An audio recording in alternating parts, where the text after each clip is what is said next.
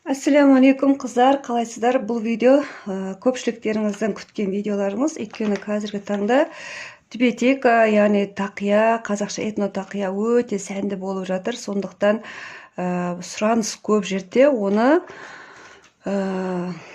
тігетін адамдарда көп керек болып жатыр, және де бұдан түскен табыс кәдімгідей үлкен табыстарға жетуге болады. Сондықтан сіздерге бүгін осы тақия тігудегі өлшемдермен сіздермен бөліскім келіп отыр. Өйткені көбінесе мастер-класстарды қарайтын болсаңыздар, тек бір ғана өлшемді алады. Не кішкентай қыздарға арналған, не болмаса үлкен қыздарға 56 размер немесе 45 размер деген сияқты. Сондықтан сіздерге бүгін өзім осыны табу үшін өте көп жұмсадым, уақыт жұмсадым.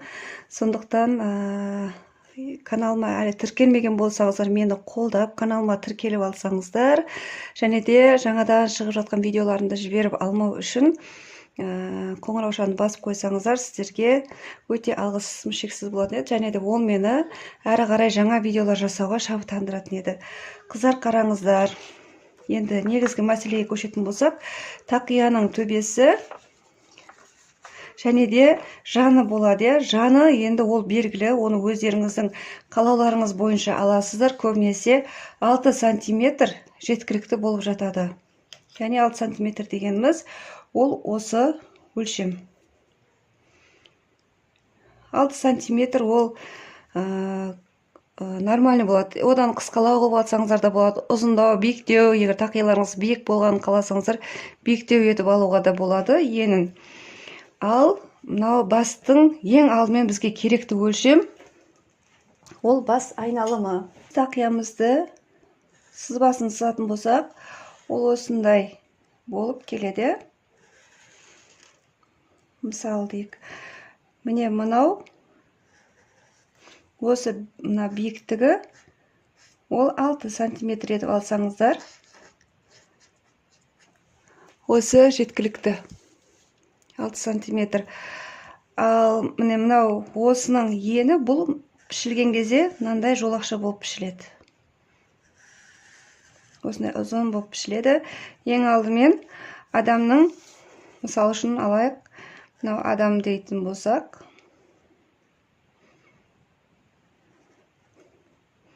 мысалы осының міне былай өлшеп аламыз. Осыны айналдыра өлшейміз. Басты осы аймақты. Осы жерде шыққан өлшем ол біздің басымыздың айналымы болып есептеледі.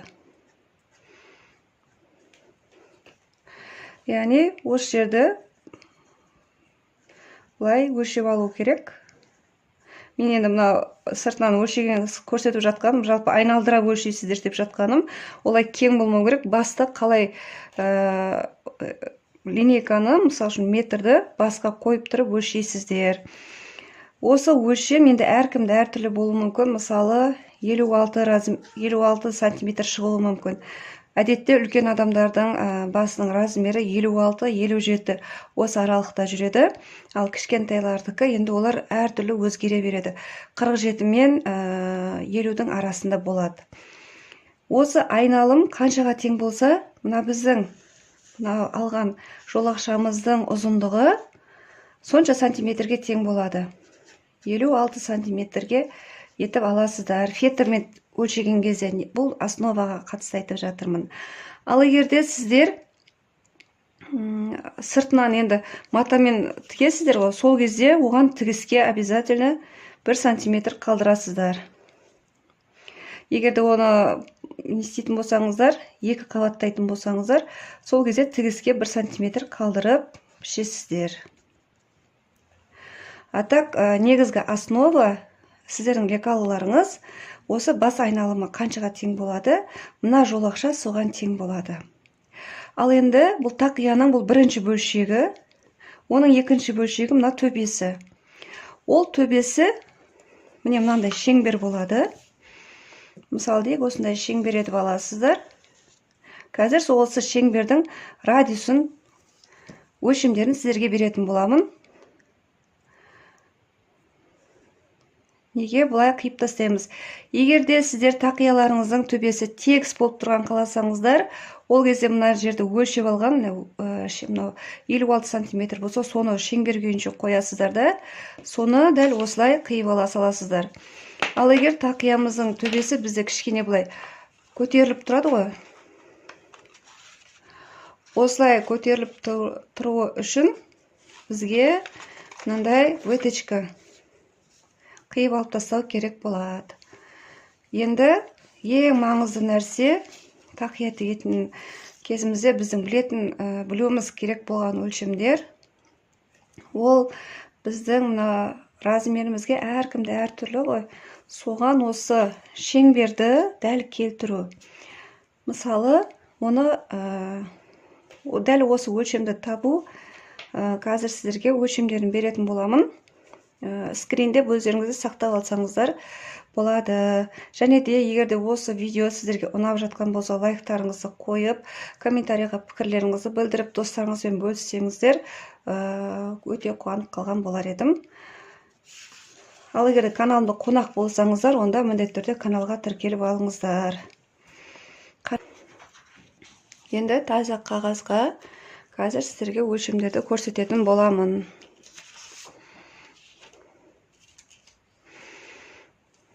Осының барлығын ашып, айтып отыратын, мен сияқты ақымақ таппайтын шығарсыздар, қыздар.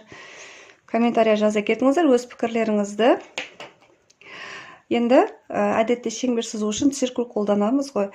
Бірақ та барлық адамның үйінде циркуль табыла бермеуі мүмкін. Әсіресе шеберлердің үйінде, немесе енді тігінді бастап жатқан кісілердің үйінде, ол кезде не істейміз, бірақ бізде метражный неміз болуы мүмкін, өлшейтін, өлшем алатын өзіміздің тігіншілерге арналған метраж болуы мүмкін, немесе осындай линейка қарапайым ғана болатын болса, ең алдымен, мысалы, 47 размерге 47 размер, оған біз 8-де 3 сантиметр радиуста алатын боламыз. Мысалы, 8-де 3 деп белгілеп алып, осымен осы өлшемді сызып аласыздар, мысалы да. Ал егерде сіздерде бұндай циркуль болмайтын болса, қарапайым ғана линия осы немен белгілеп, осылай барлық шетін нүктелермен қосып шығамыз.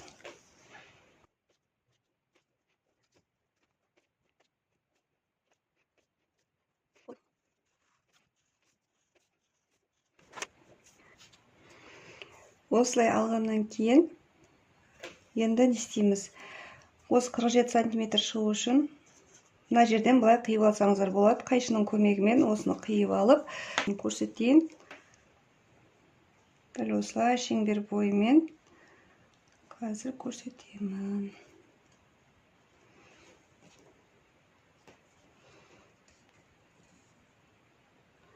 Жалпы бір рет лекалы жасап алсаңыздар, соны картоннан немесе қатты бір қағазға лекалы жасап, немесе обойлардан болады, алып қойсаңыздар, ол сізге ұзақ жылдарға қызмет ететін болады.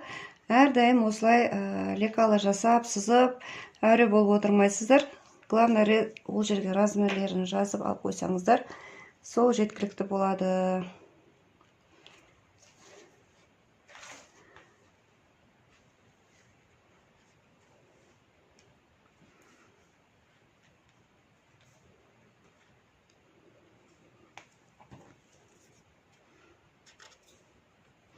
Мінекей, мына жерде менде 47 сантиметр шықты.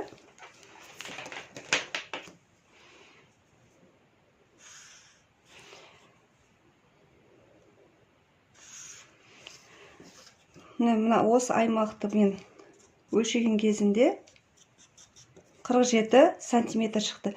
Демек, мына жерді мен істеймін, қиып тастаймын. Сол кезде мынандай бізде бөлшек шығады.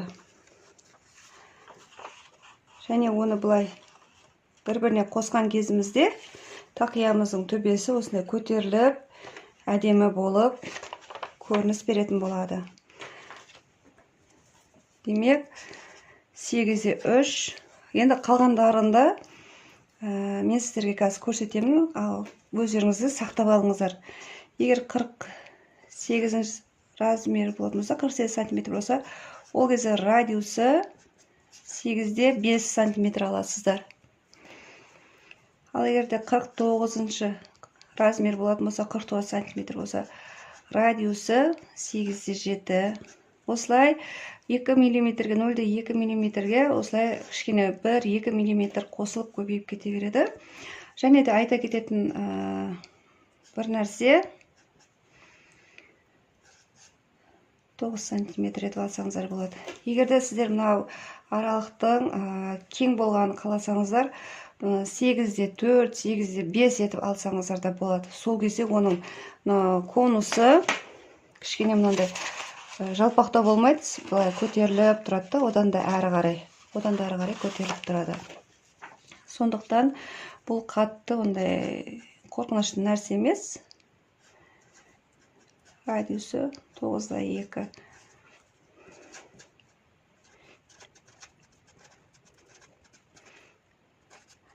Тоғызда 3, 9-да 4 етіп ала бересіздер.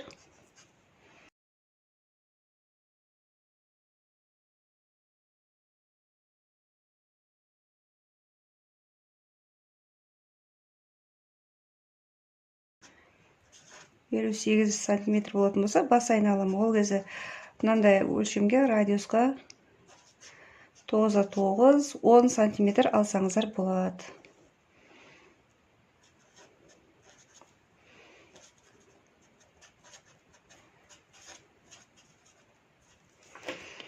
Және де 1-2 миллиметр кішкене артық ала берсеңіздер, бұл жерде ешқандай да қорқынышты болмайды. Өйткені ол сіз қиып жатқан кезіңізде кішкене 1-2 миллиметр плюс-минус болуы мүмкін. Соны да ескеріңіздер. Және де жаңағыдай біз мынау енін тіккен кезімізде, мысалы, осыны бірінші қосып аласыздар ғой. Сол кезде міне мынаны соның шет-шетіне, мысалы, осылай қойып көріңіздер.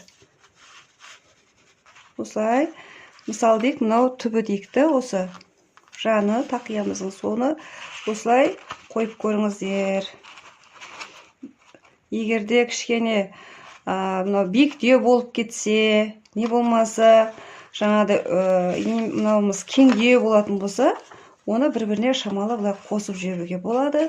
Және де мынау қатты биік болып кетіп жатқан болса, ол кезде мына жанынан, мына шеңберден кішкене 1-2 миллиметрден азайтып біздің мынау негізгі бас айналымызға шақ қылып келтіріп алуға болады. Жалпы сіздерге бүгін айтайын дегенім осы еді. Видео ұнаса лайк басыңыздар, достарыңызбен бөлісіңіздер. Және де каналға тіркелуді ұмытпаңыздар. Сіздермен бірге болған шебер Перизат.